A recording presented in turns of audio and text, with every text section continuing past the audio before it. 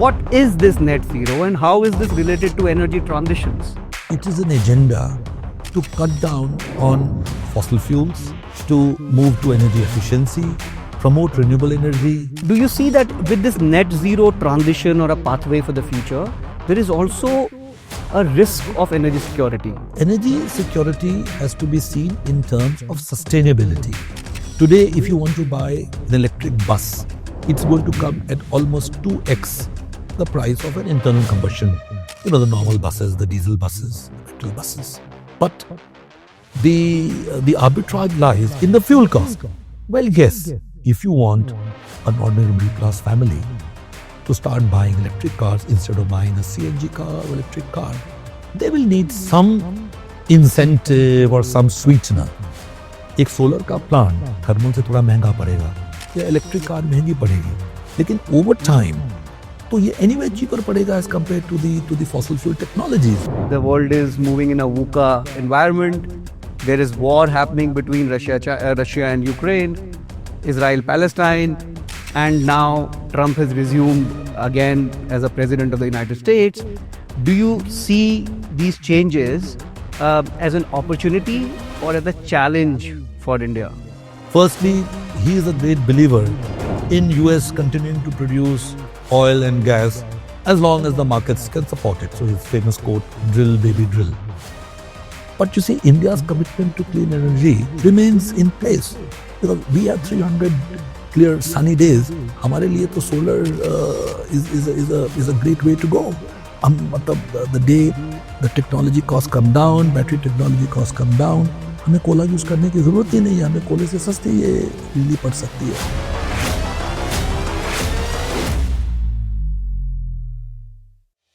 Welcome to the Energy Transition Dialogue, a platform where we explore the future of energy and sustainability. I am your host, Vaibhav Chowdhary, and with me I have today Dr. Anil Kumar Jain.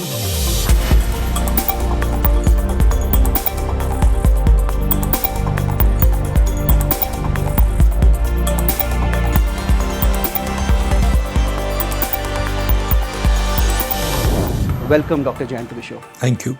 So, sir, to start with, I think for about last 2-3 years, we've been hearing a lot about net zero. Whether you talk to somebody in the private sector, in the public sector. So, what is this net zero and how is this related to energy transitions? So, Vaibhav rightly, raised. Net zero is a very technical term, which largely the scientists and top-level energy experts probably know much better. It's not very complicated. All that it means is that whatever emissions an economy does, it should be able to negate that or reverse that by capturing carbon from the air, and plantation of trees, etc. is an ideal, easy method of doing that. But when you raise the issue of the confusion and curiosity in people's minds for the last few years, suffice it to say that it is an agenda to cut down on fossil fuels, to move to energy efficiency, promote renewable energy, adopt electric mobility, get into hydrogen in the industrial processes. So, in very simple terms, net zero agenda is how can all the energy consumers, largely you divide energy consumers into 4 segments. One of them is industry, which is very commonly, anybody would understand. The second is transport. Third is buildings. And the fourth would be general assorted usages. So in these, including agriculture, the fourth one. Now in these 4 end users, whatever present day consumption patterns are, they were oblivious, agnostic to whether it came from carbon or it came from clean sources. But now the emphasis is that all these 4 sets of large energy consumers, wherever they may lie, they should move to non-fossil oriented footprints in the way they consume their energy. I think this is something which we need to propagate and the ordinary man would very well gel with. Sir, do you see that with this net zero transition or a pathway for the future, there is also a risk of energy security? And the reason I'm asking this is because you mentioned about renewable energy, like solar modules, even batteries, for that matter, electrolyzers. India is hugely dependent on imports. So if we want to do net zero, aren't we like more and more vulnerable to these imports from China and other countries? You know, energy is a subject of such vital import to the society and to corporates and ordinary citizens and everybody. It has been much studied. And, the more you study, the more PhDs you produce, the more you obfuscate and you confuse the matter. I would like to say that we need to move into cleaner sources of energy because climate is a common concern. You've seen the heat waves and the kind of rainfall, it comes in few spurts and then it floods everything. So and then cheaper sources of energy. Now, you know very well that solar, which was at one point of time 17 rupees a kilowatt hour, is today, being bid at 2 rupees 50 paisa. So, we also need to have a nimble energy system which can jettison expensive forms of energy, adopt cheap forms of energy. So, that is also a part of the energy security debate. My next question is around, sir, in the context of again energy transition, we might need additional funding, additional money, additional resources. If that is the case, then where is this money going to come from? So, and the equivalent amount of energy to be obtained from a solar, plant would cost probably 12 crores or maybe 15 crores, where a thermal asset would cost you 8 to 9 crores. Now, what happens is that in the case of a solar plant, the raw material cost or the fuel cost is virtually nil. But in the case of a coal-fired power plant, it's an expensive proposition to keep getting coal and the prices will keep rising. And in India, we don't factor in the price of emission into the price of coal. Should that happen, it will become even more expensive. Same is the story for an electric vehicle.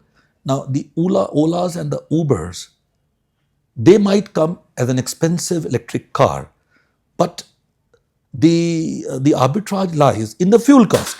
So, a electric car, if it runs maybe 200 kilometers, which an Ola or an Uber probably does do, it is a money saver as compared to a petrol car. So, maybe for people like you and me who just come from home to our office and then park the car and take back, it may in the immediate be a little more expensive because the real value comes from the running of the car. So, now having explained this, the question that you asked was that where is this money going to come from? Well, yes, if you want an ordinary middle class family to start buying electric cars instead of buying a CNG car or electric car, they will need some incentive or some sweetener. And you have been seeing that all across the West. Governments have been doling out subsidy for purchase of electric cars. Similarly, for solar assets, the government gives all kinds of, SOPs that this electricity, इसको हम कोयले की बिजली का जो transmission cost है उसमें factor in करेंगे. अगर आज आप एक सोलर का plant, I think that sunset window is closing, but इस तारीख तक जितने भी सोलर के प्लांट्स लगे उनकी बिजली को ट्रांसमिट करने में from the power station may be in Rajasthan, उनको ट्रांसमिशन कॉस्ट नहीं लिया गया. वो ट्रांसमिशन कॉस्ट कोयले की बिजली पे लोड किया गया. तो if the whole economy were to quickly transition to a clean energy agenda, काफ़ी पैसे की ज़रूरत पड़ सकती है. और अगर वो पैसा हम लोगों ने अपने रिसोर्सेज से दिया, तो जो हम लोग डेवलपमेंटल नीड्स के लिए पैसा देते हैं, rural housing, food and maybe health and rural development, उसको उसमें से पैसा निकालना पड़ेगा. This is the dilemma and these are the dialogues between and the climate and the COP talks which the governments do. Got it. And do you also see some role of maybe private institutions, private banks, investors, or even the next generation who wants to learn about all this private equity game and this whole energy transition technologies? What role do you see of these private sector guys in terms of filling this gap of financing that's required? No, that is a given. The reason being that, as I just mentioned, that the cost of acquisition of a clean energy technology or an asset is high. But when you take out the net present value of, over a lifetime, whether this asset is cheaper or not cheaper, clean energy assets are definitely cheaper. एक solar का plant capex में मैंने आपको बताया कि thermal से थोड़ा महंगा पड़ेगा या इलेक्ट्रिक कार महंगी पड़ेगी, लेकिन ओवर टाइम तो ये एनीवे चीपर पड़ेगा as compared to the fossil fuel technologies. Having said that, there is merit in financing it. तो चाहे आप एक प्राइवेट बैंक हो, चाहे एक प्राइवेट फाइनेंसियर हो, चाहे आप एनबीएफसी हो, अगर आपकी फाइनेंसिंग को जो आपकी दूसरी रिक्वायरमेंट्स हैं, मॉर्गेज और एसेट अश्योरेंस, तो it makes a lot of business. और ये जो डिबेट है private sector versus public sector का, ये डेवलपिंग कंट्रीज जहाँ पे गवर्नमेंट का बहुत ज़्यादा रोल है, जैसे इंडिया, इन्हीं में है. वेस्ट में अब आप देखें कि जो दुनिया की जो सबसे बड़ी, कभी खैर उनका बाइडू के साथ चलता रहता है, बट टेस्ला जो दुनिया की सबसे बड़ी इलेक्ट्रिक कार की कंपनी है, वो तो प्राइवेट सेक्टर की है ना. और जितना भी रिन्यूएबल का एजेंडा और दूसरा हाइड्रोजन का एजेंडा है, ये वेस्ट में कोई सरकारी कंपनियां अकेली तो नहीं चला रही, मतलब प्राइवेट सेक्टर का बहुत बड़ा इन्वॉल्वमेंट है. So for the young people there is, उनकी तो जिंदगी में ये ट्रांजिशन हो ही जाएगा, तो उनके लिए जॉब्स की अपॉर्चुनिटीज़, उनके लिए इनोवेटर्स एंड इन्वेंटर्स की अपॉर्चुनिटी, उनके लिए खुद इन्वेस्टर्स की opportunity. So this is a very very fertile area for the younger generation and for the financiers. Sure, sir. I'll now move to one of my favorite topics, and I know you've been an expert in policy making, especially because you worked in NITI, you worked in MOPNG, you worked in MOEFCC, and retired as coal secretary yourself. Sir, there are so many ministries which are looking at driving energy transition as an issue, right, in the Indian context. And often they have their own incentives, they have their own vision, they have their own targets, and there is no really a shared vision per se, if I may say so. How do you think that this issue can be addressed, sir? You are aware of the integrated energy policy, which was issued, I think, in 2009, and that gave some signal to all the ministries in the energy domain as to how to move in that direction. And then there are national commitments which are made. When the Prime Minister made a commitment at Glasgow that we will become net zero in 2070, उसके बाद जब ये Paris declaration के follow up में जो हम लोगों ने 2030 के अपने टारगेट्स कि हम लोग कितना क्लीन एनर्जी का पावर जनरेशन सेटअप करेंगे, now countries have been asked to present their details of how they wish to progress towards the 2030 commitments. तो उसके लिए काम चल रहा है, एंड नीति आयोग ने एज एन अम्ब्रेला सभी को पुट टुगेदर किया है.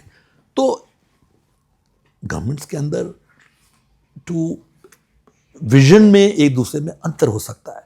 अब कोल मिनिस्ट्री का ये व्यू हो सकता है कि इंडिया की कोल डिमांड फलाने फलाने साल में जाके प्लेटो करेगी. अब मिनिस्ट्री ऑफ पावर का कुछ और विजन हो सकता है, but then a healthy debate is what a democracy is all about. So I don't think it's a matter of great concern, but yet it has to be debated, discussed in the public domain, and course corrections have to be done from time to time. Sir, you talked about integrated energy policy, sir. I mean, this policy is like came into play in 2008-9. It's quite dated. World really has changed in the last decade, maybe decade and a half. So, do you think even, and you mentioned about NITI as well, is NITI looking at reviving this policy, which looks at maybe net zero as a prime game function, as an objective? What I do know that the various chapters written for coal, renewable, nuclear, etc., which were in the public domain because there was a consultation on them, ministries have independently worked on them. So what policy measures we need is very well known. There is the issue of technologies.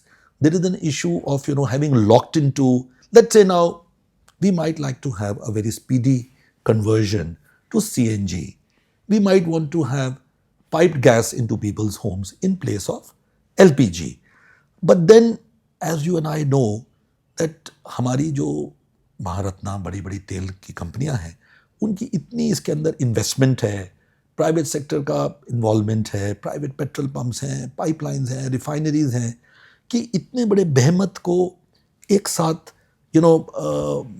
अभी depreciated भी नहीं है कई assets, तो इसको clean energy की दिशा दे देना इनको वो आसान नहीं है.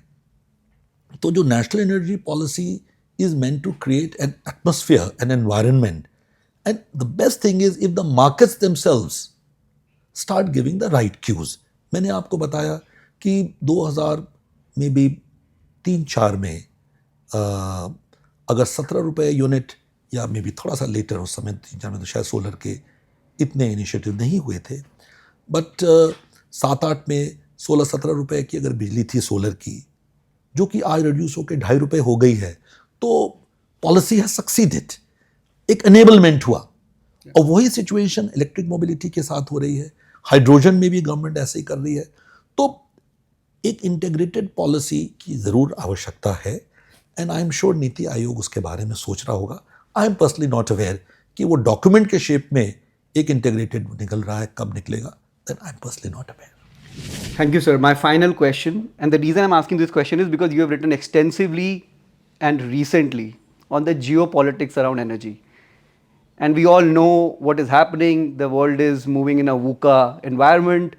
There is war happening between Russia and Ukraine, Israel, Palestine, and now Trump has resumed again as a president of the United States. Do you see these changes as an opportunity or as a challenge for India? Since you mentioned to my writings on this subject, my recent article in the Mint precisely responds to this question in the sense that I look upon, you see, what has happened new in the world. Russia-Ukraine is 3 years old, and Israeli-Gaza business, thankfully, did not impact the oil production in the Gulf or the oil trade. The major event which has now happened is the happening of the President Trump, if I may say so. Now, President Trump's recent, policy announcements, formal announcements or informal announcements, they all, to my mind, augur very well for India. Let me pick up 3-4 strands of his announcements. Firstly, he is a great believer in US continuing to produce oil and gas as long as the markets can support it. So his famous quote, drill baby drill. Now, if that happens, it enhances the availability of oil and gas in the market. We are 87% oil dependent and more than 50% gas dependent.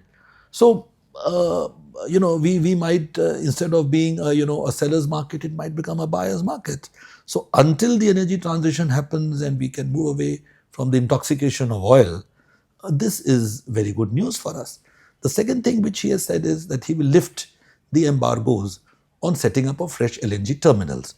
So अब LNG, and at the same time, the second move, if I may join hands with another move, he has threatened Europe that they should buy more of his oil and gas. Now, for us, the Gulf oil and gas is the best opportunity because we don't have to pay much ocean freight, especially after the Houthis' problems in the Red Sea. If we were importing anything from West Africa or from, North Sea or from the US, and it was coming through the Suez Canal, अब उनको वो लंबा चक्कर cap of good hope वाला south Africa के नीचे से पड़ जाने से ओशन फ्रेट बहुत ज़्यादा हो गया था. तो हमारे लिए बेहतर ये है कि हम गल्फ से ही अपना ऑयल एंड गैस खरीदें. तो अगर गल्फ की सप्लाईज अगर यूरोप में थोड़ी कम हो जाती हैं क्योंकि ट्रंप के चक्कर में वो लोग यूएस पे चले जाते हैं, तो all the more better for us. So this second point is also very good for us. And the third is he has walked out of the Paris which is not a very good thing for the world as a whole. But you see, India's commitment to clean energy remains in place because we have 300 clear sunny days. हमारे लिए तो solar is a great way to go. The day the technology costs come down, battery technology costs come down, हमें Cola use करने की ज़रूरत ही नहीं है. हमें कोले से सस्ती ये बिजली पड़ सकती है. लेकिन जो इंटरनेशनल डायलॉग्स में इंडिया के ऊपर, you are a heavy polluter, you are a heavy coal user, 3/4 of electricity comes from fossil, वो जो हम पर दबाव था वो थोड़ा सा कम हो जाएगा. और अगर डेवलप्ड कंट्रीज अपनी कंट्री स्पेसिफिक ज़रूरतों के हिसाब से अगर क्लीन एनर्जी अडॉप्ट करेंगे तो इंडिया तो उसका एडवोकेट ही रहा है.